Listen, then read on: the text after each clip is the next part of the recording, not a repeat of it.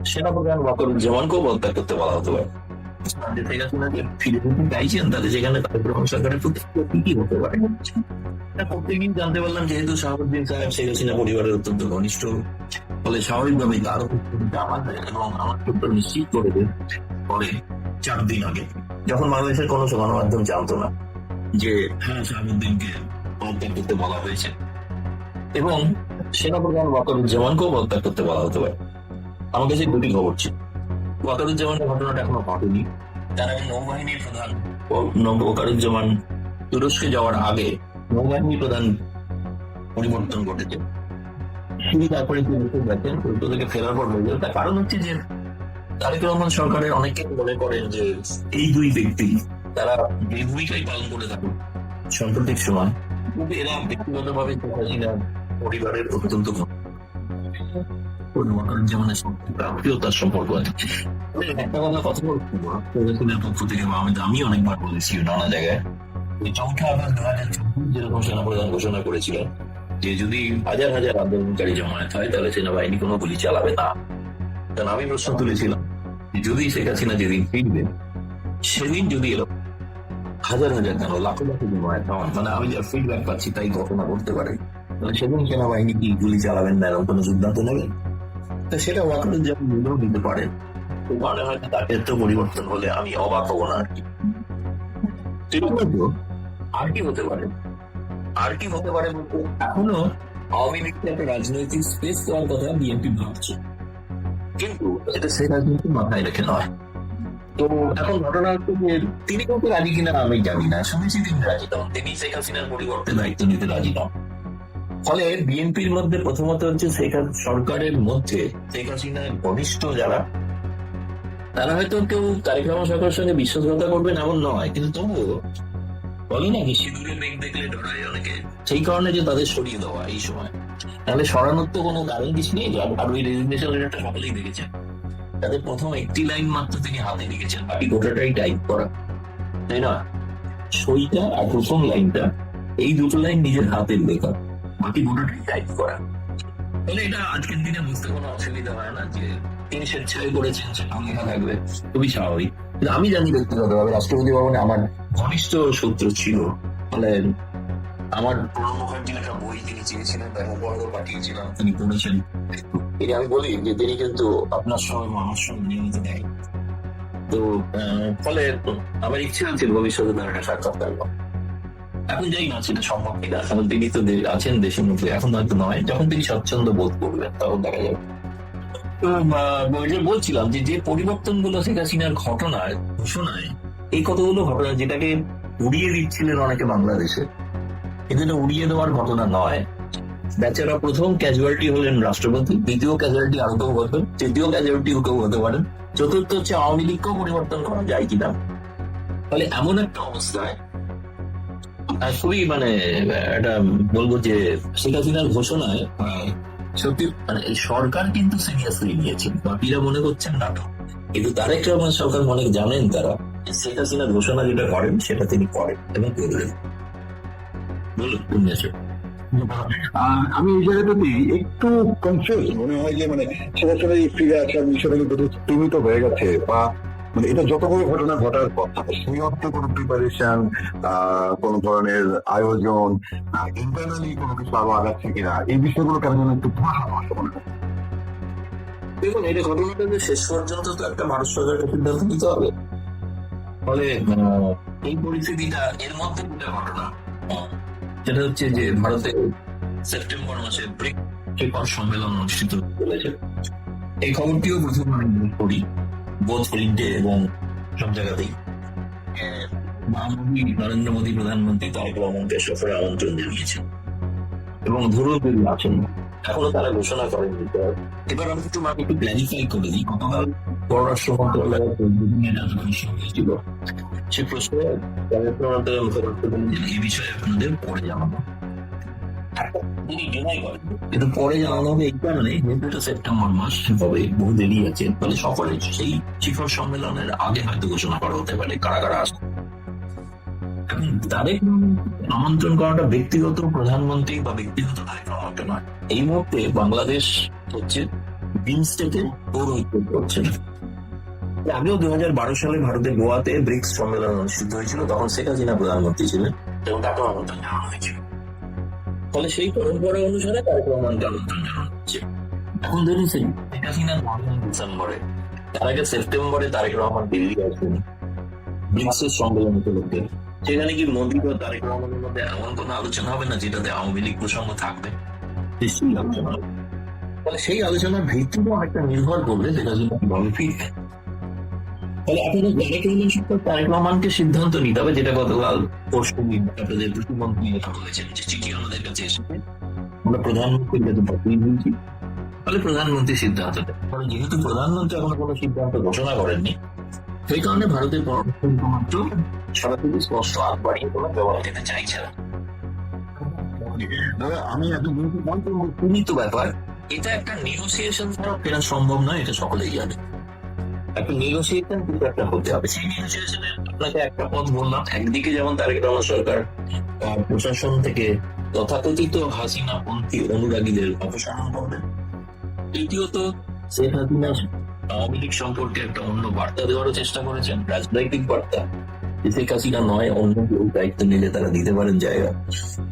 তৃতীয়ত ভারতের সঙ্গে আলোচনায় প্রসঙ্গ উঠলে সেটা কোন দিকে গতি নেবে, তারপর একটা নিঃসরক প্রস্তুতি যদি বলেন আপনার, এক্ষেত্রে প্রস্তুতি কিন্তু চারপাশ দিয়ে আপনাদের তো মেটিকুলার ডিজাইন হলো, আন্দোলনটা তো জুলাই থেকে শুরু হয়েছিল না 2024। মেটিকুলাস ডিজাইন, ইউনিস যে মেটিকুলাস ডিজাইন তৈরি করছিলেন অনেক দিন ধরে না। অ্যাকচুয়ালি বাংলাদেশের পটপরিবর্তনে শুরু হয় 2012 থেকে, যেদিন থেকে বিরুদ্ধে শেখ হাসিনা মামলা করা সিদ্ধান্ত। এইটা নিশ্চিত ফলে এটা অনেক দিনের প্রত্যেক পর শেষ পর্যন্ত শেখ হাসিনা তাকে অপসারণ করতে পেরেছেন। একটা তার জন্য তো একটা সামনে কিছু দেখানো দরকার, ফলে সেইটার জন্য একটা জুলাই আন্দোলন, জুলাই আন্দোলনের পরিণতি আগস্ট, ফলে 16 থেকে 2 মাস আপনি যে আক্ষরিক অর্থ দেখেন। কিন্তু ডিসেম্বর হয়তো নভেম্বর থেকে শুরু হতে পারে, অক্টোবর থেকে শুরু হতে পারে প্রস্তুতি ব্যবস্থা, এটা এখনো প্রকাশিত নয়। এর মাঝখানে শেখ হাসিনা তার মতামত গুলো বিভিন্ন পশ্চিমা সংবাদ মাধ্যমকে দিতে শুরু করেছেন। রয়টার্স ছাড়া হয়তো আগামী দিনে সেগুলো প্রকাশিত হলে আমরা জানতে পারবো তিনি কি ভাবছেন বা নতুন কিছু কি করেছেন। দাদা সবজিও ঘরের ট্যুর আপনি জানেন, এবং মিডিয়া না সোশ্যাল মিডিয়ায় একটা আলাদা, ইভেন তিনি আর অনেক কিছু জানেন যারা সোশ্যাল মিডিয়ায় কথা বলেন, তারাও বলছেন যে সাজিও গোল বা আমেরিকান মানুষজনের সঙ্গে সেটা কোনো যোগাযোগ ভারতে বা দেখা সাক্ষাৎ এরকম আলাপ একটা বাংলাদেশ। এই সাজিও গোলের ট্যুর এবং শেখ হাসিনার সাথে আমেরিকার কোনো যোগাযোগ করেছে কিনা, এই বিষয়ে কি আমাদেরকে কোনো ধারণা দিতে পারেন? আপনার প্রেডিকশন কি? আমার কাজ হচ্ছে সাংবাদিক হিসেবে ঘটনাগুলি বিশ্লেষণ করা। বিশ্লেষণে আমি যেটা বলছি, যে পশ্চিমা গণমাধ্যম একসময় শেখ হাসিনার মানবাধিকার লঙ্ঘন নিয়ে সোচ্চার ছিল, পশ্চিমা সংবাদ মাধ্যম সেই অ্যামনেস্টি এখন তারেক রহমান সরকারের সময়কার গণতান্ত্রিক অধিকার নিয়ে সোচ্চার, এবং তারা শেখ হাসিনার মত তার বক্তব্য গুরুত্ব দিয়ে তার প্রকাশ করতে চাইছেন। ফলে পশ্চিমা শক্তির যে যখন এরকম একটা মনোভাব নিচ্ছে না, আগ্রহী তারা যখন শেখ হাসিনার মতামত শুনতে, তার বক্তব্য শুনতে, তখন নিশ্চয়ই কোথাও না কোথাও একটা যোগসূত্র হয়েছে। আপনি যদি নির্দিষ্টভাবে কথা বলেন, নির্দিষ্টভাবে আমি কোনো তথ্য জানি না। আর সার্জেই গৌর ভারতে শেখ হাসিনার সঙ্গে সাক্ষাৎ করেছেন এবং টেলিফোনে কথা হতেই পারে, সেটা কেউ জানে না, কিন্তু সাক্ষাৎ করেছেন এটা ঘটনা নয়। কয়েকদিন আগে আমি জানি আমাদের ঢাকার যারা কিছু আওয়ামী লীগের পুরোনো কাউন্সিলর তারা এসেছিলেন, তারা দেখা করেছেন শেখ হাসিনার সঙ্গে। কিন্তু ফলে শেখ হাসিনার সঙ্গে দেখা করেন এটা সবটাই জানা যায়, এটা অজানা কিছু না। আর সার্জেই গৌরের মতো একজন ডিপ্লোম্যাট, খুব ইনফ্লুয়েন্সিয়াল ডিপ্লোম্যাট, তিনি দেখা করছেন সেটা গোপন, রাতের অন্ধকারে দেখা করছেন বা করলেও সেটা গোপন থাকবে, যে সম্ভব না। অন্তত ভারতীয় এজেন্সি গুলো তো জানতে পারবি, সেগুলো কোনো সন্দেহ নেই। এবং তিনি সাধারণত তিনি যেভাবে ঘুরে বেড়ান, তাদের সবসময় যে পররাষ্ট্র মন্ত্রণালয়কে জানিয়ে ঘোরেন এমন নয়। আর ঢাকায় যাওয়ার ব্যাপারটা হচ্ছে তার তো দায়িত্বের মধ্যে পড়ে ঢাকা, কারণ তিনি তো দক্ষিণ এশিয়ারও দায়িত্ব পাচ্ছেন, তিনি মধ্য এশিয়ারও দায়িত্ব পান। ফলে তিনি তো ঢাকা, শ্রীলঙ্কা, নেপাল, ভুটান, পাকিস্তান তাও যেতে পারেন। ফলে তার তো ঢাকা যাওয়াটা অস্বাভাবিক কিছু। এবং ঢাকাতে আপনি জানেন যে 30 তারিখে পৌঁছানোর কথা, সেখানে প্রধানমন্ত্রী তারেক রহমান থেকে শুরু করে আরো সদস্যদের। আর যেটা এজেন্ডা আমার কাছে, আমি গতকাল এটা প্রশ্নটা করেছিলাম, এতে পররাষ্ট্র মন্ত্রণালয় এড়িয়ে গেছে, বলেছে আমাদের ঠিক জানা নেই। ওই রকমের ম্যানিলাতে যে আসিয়ান বৈঠকের সময় যেখানে আমাদের খলিলুর রহমানের সঙ্গে আমাদের জয়শঙ্কর পররাষ্ট্রমন্ত্রী সাক্ষাৎ হয়েছে বা মার্কো রুবিওর সঙ্গে যে সাক্ষাৎ হয়েছে, সেখানে কিন্তু স্যার যে বড় উপস্থিত ছিলেন, ম্যানিলাতে তিনি কিন্তু ছিলেন। ও ম্যানিলায় তিনি যখন ছিলেন তিনি সব আলোচনারই তিনি সাক্ষী, তিনি জানেন। তারপরেই তিনি খলিলুর রহমানকে জানিয়েছেন তিনি কি করতে চান, এবং খলিলুর রহমানের জন্যই তিনি কিন্তু সফরের সময় সেটা ঠিক করেছেন যাতে খলিলুর রহমান ঢাকায় থাকেন, সেই কারণ। এবং সেই অনুসারেই কিন্তু দেখা সাক্ষাৎ হবে ঢাকাতে। তারপরে ঢাকাতে গেলে তিনি কোথায় কি দেখা করছেন সকলেই জানতে পারবেন। কিন্তু মূল উদ্দেশ্য যেটা আমার যেটা মনে হয়, যেটা আমেরিকা চায়, যে শি জিনপিং যেটা বলেছেন যে বাংলাদেশ মায়ানমার চায়না করিডর, সেটা তো আপত্তি। দ্বিতীয়ত হচ্ছে যে চীনের সঙ্গে যতটা সম্ভব ব্যবসায়িক সম্পর্ক থাকুক, সেটাতে আপত্তি কারোরই নয়, ভারতেরও নয়, আমেরিকারও থাকবে বলে মনে হয় না। কিন্তু এমন কোন স্ট্র্যাটেজিক সম্পর্ক যেন না তৈরি হয় যে স্ট্র্যাটেজিক সম্পর্ক সম্পর্কে আমেরিকার আপত্তি থাকে। এই ব্যাপারে ভারত যুক্তরাষ্ট্র সহমত, ফলে চীনকে ঠেকিয়ে রাখার ব্যাপারে সহমত দুটি দেশই। এবং সকলেই জানেন যে খলিলুর রহমান তো তিনি অনেকটাই তিনি ওয়াশিংটনের আশীর্বাদ ধন্য মানুষ, সকলেই জানেন না যে তা নয়, যে কারণে তিনি জাতিসংঘের সভাপতি হতে পারতেন না। ফলে খুব ইন্টারেস্টিং সময় আসছে বাংলাদেশের জন্য, এ বিষয়ে কোনো সন্দেহ নেই। ঠিক এই প্রেক্ষাপটে আমেরিকা কিন্তু তাদের দেশেও কিন্তু নির্বাচন আসুন সেনেট, ফলে তাদেরকেও দেখাতে হবে যে তারা গণতান্ত্রিক মূল্যবোধে বিশ্বাস করেন। তারা বাংলাদেশের এমন একটা সরকারকে সমর্থন করছেন যেখানে আওয়ামী লীগের কোনো স্পেস নেই, ফলে সেটা কিন্তু তার দেশে প্রশ্ন উঠতে পারে। ডেমোক্র্যাটদের সঙ্গে তাদের ফারাক আছে, রাজনৈতিক ভাবে আদর্শগত ভাবে ফারাক আছে। ডেমোক্র্যাটরা থাকাকালীন তারা আওয়ামী লীগকে পছন্দ করেন না, ডেমোক্র্যাটরাই বলা যেতে পারে শেখ হাসিনা উৎখাতে একটা বড় ভূমিকা পালন করেছিলেন।